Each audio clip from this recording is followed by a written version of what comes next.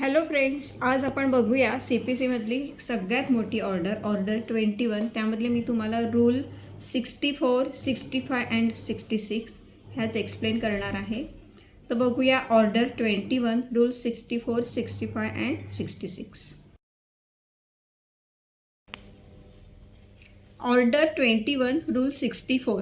Power to order property attach to be sold and proceeds to be paid to person entitle.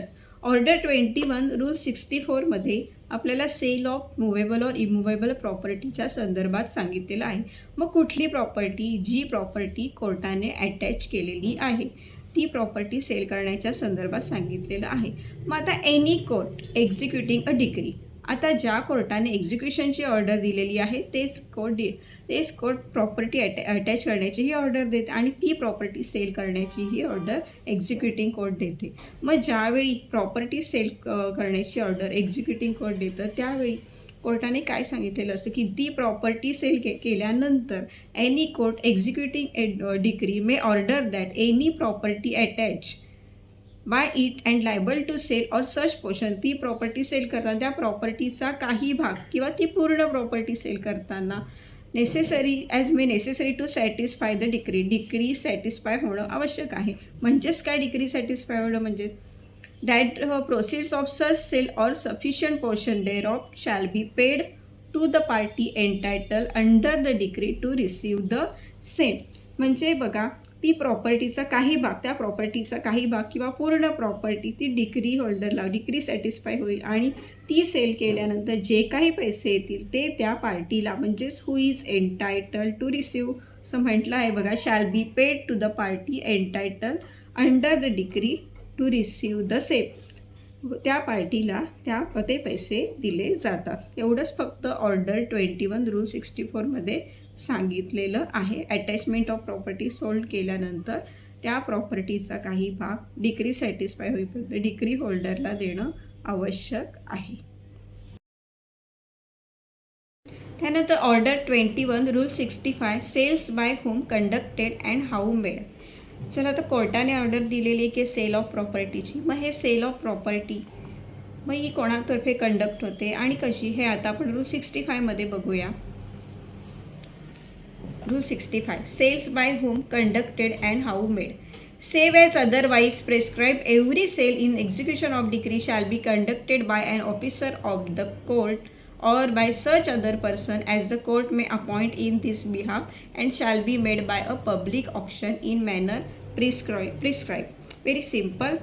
तर बघा, आता ही सेलची procedure कोण करणार, तर every sale in execution of a decree shall be conducted by an officer of the court or by such other person as the court may appoint in this behalf. तर officer of the court किंवा other person किंवा की जे कोर्टाने appoint केलेले हे अशी व्यक्ती. And such sale shall be made by public auction, म्हणजेच काय तर लिलाव करूनच ही प्रोसिजर केली जाते. त्या प्रॉपर्टीचं ऑक्शन केलं जातं, पब्लिक ऑक्शन केलं जातं. एवढं सिम्पलच सांगितलेलं आहे रूल 65मध्ये. Order 21 rule 66 proclamation of sales by public auction. Where any property is order to be sold by public auction in execution of a decree, the court shall cause a proclamation of the intended sale to be made in the language of such court. तर आता आपण बघितलं की कोर्टाने जी property attach केली आहे ती sale करण्याची ऑर्डर केलेली आहे. मग आता ही प्रॉपर्टी पब्लिक ऑक्शनने सेल करण्याची ऑर्डर दिली असेल तर ते प्रोक्लेमेशन बनवलं जातं आणि ते कोर्टाच्या लँग्वेजमध्येच बनवलं जाते. हे एवढंच सांगितलेलं आहे क्लॉज 1मध्ये बघा.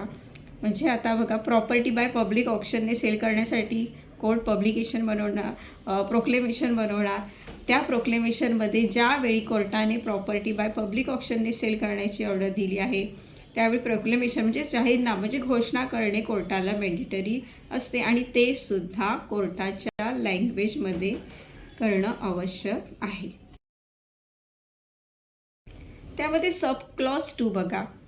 आता हे प्रोक्लेमेशन तर आपल्याला बनवायचं आहे. मग such proclamation shall be drawn up after notice to the decree holder and the judgment debtor and shall state the time and place of sale and specify as fairly and accurately as possible. म्हणजे आता कुठल्या टाईमला, कुठल्या प्लेसला, कुठल्या डेटला, ह्या सगळ्या गोष्टी त्या नोटीसमध्ये म्हणणं आवश्यक आहे. मग ती नोटीस जजमेंट डेटर आणि डिक्री होल्डरला देणं आवश्यक आहे. तर बघा, ह्या प्रोक्लेमेशन नोटीसमध्ये काय कुठल्या कुठल्या गोष्टी असणं आवश्यक आहे, कुठल्या गोष्टी मेन्शन करणं आवश्यक आहे सांगितलेलं आहे.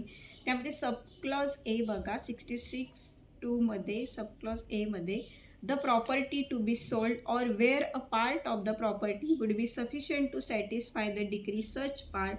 म्हणजे कुठली प्रॉपर्टी किंवा part of the property sale करणार आहे हे सुद्धा त्या नोटीसमध्ये मेन्शन करणार.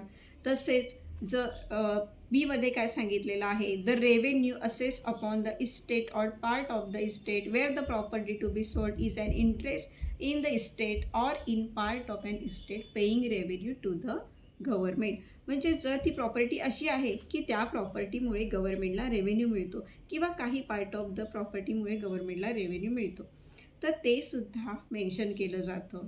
त्यानंतर any encumbrances to which the property is liable. म्हणजे जर काही त्या प्रॉपर्टीचा जर काही भार असेल ज्या प्रॉपर्टीवर, म्हणजे जर काही भार असेल तर ते सुद्धा त्या मध्ये मेन्शन केलं जातं. त्यानंतर D, the amount for the recovery of which the sale is order. म्हणजे त्यामध्ये असंही सांगितलं जातं की सेल केल्यावर किती अमाऊंट रिकवर करायची आहे हे सुद्धा त्या प्रोक्लेमेशन नोटीसमध्ये मेन्शन केलं जातं. Subclause E, every other thing which the court considers material for a purchaser to know in order to जज the nature and value of the property. म्हणजेच बघा, या व्यतिरिक्त अजून काही इन्फॉर्मेशन जी कोर्टाला वाटते की परचेसरला माहीत असणं आवश्यक आहे, ती सर्व इन्फॉर्मेशन प्रोक्लेमेशनमध्ये मांडली जाते. तर प्रोवायझोमध्ये इथे काय सांगितलेलं आहे बघा, provided that where notice of the date for setting the term of the proclamation has been given to the judgment debtor by means of an order under Rule 54, it shall not be necessary to give notice under this rule to the judgment debtor unless the court otherwise directs. आता ज्यावेळी judgement डेटरला notice देतो की आपण अशा प्रकारे proclamation देत आहोत आणि जर आपण रूल 54 प्रमाणे नोटीस ऑलरेडी दिली असेल तर नोटीस द्यायची गरज नाही. पण जर कोर्टाला वाटले की प्रोक्लेमेशनची नोटीस देणं आवश्यक आहे तर दिली जाते. त्यानंतर पुढच्या प्रोवायझोमध्येही काय सांगितले बघा, provided further that nothing in this rule shall be construed as requiring the court to enter in the proclamation of sale its own estimate of the value of the property, but the proclamation shall include the estimate, if any, given by either or both of the parties. म्हणजे पुढच्या प्रोवायझोमध्ये असं सांगितलं आहे की प्रॉपर्टीच्या व्हॅल्यूबाबत court आपल्याला अंदाज सांगणार नाही, पण जर पार्टीला प्रोक्लेमेशनमध्ये जर डिक्लेअर करायचं असेल तर तो करू शकतो. म्हणजेच थोडक्यात सेल करताना कोर्ट प्रॉपर्टीची किंमत डिक्लेअर करणार नाही, पण बोथ द पार्टीज एस्टिमेट देऊ शकतात. So the proclamation shall include estimate by both the parties if any.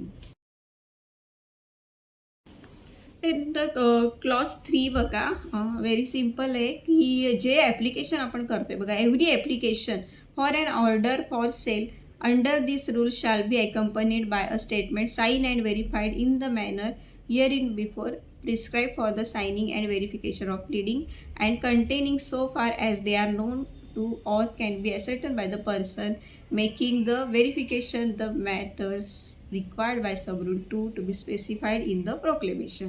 म्हणजेच काय, every application for an order for sale under this rule, म्हणजेच प्रॉपर्टी सेल करण्यासाठी जे ॲप्लिकेशन कोर्टात केले जाते त्या ॲप्लिकेशनबरोबर statement sign and verification of pleading असणं आवश्यक आहे, व्हेरिफिकेशन असणं आवश्यक आहे.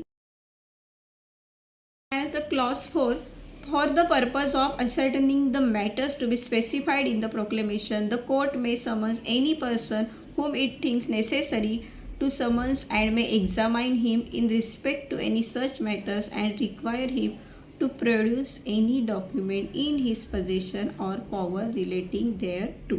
म्हणजे प्रोक्लेमेशनमध्ये जे काही पॉईंट्स आपण स्पेसिफाय केले की प्रोसिडिंगमध्ये प्रोक्लेमेशनमध्ये काय असणं आवश्यक आहे ते असर्टन करण्यासाठी कोर्ट मे समन्स एनी पर्सन, कुठल्याही व्यक्तीला समन्स देऊन एक्झामिनेशन करण्यासाठी सांगतो की जी व्यक्ती कोर्टाला योग्य वाटेल त्या व्यक्तीला समन्स देऊन बोलवले जाते.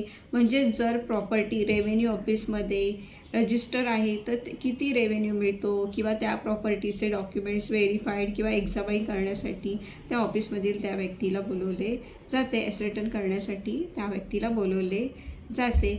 किंवा कोर्ट सांगू शकते की ही प्रॉपर्टी, मग त्याला बोलून सांगू शकतं की ही प्रॉपर्टी आम्हाला सेल करायची आहे तर ह्याच्याशी रिलेटेड पेपर आम्हाला दाखवा. तर एवढंच फक्त क्लॉज 4मध्ये सांगितलेलं आहे. थँक्यू.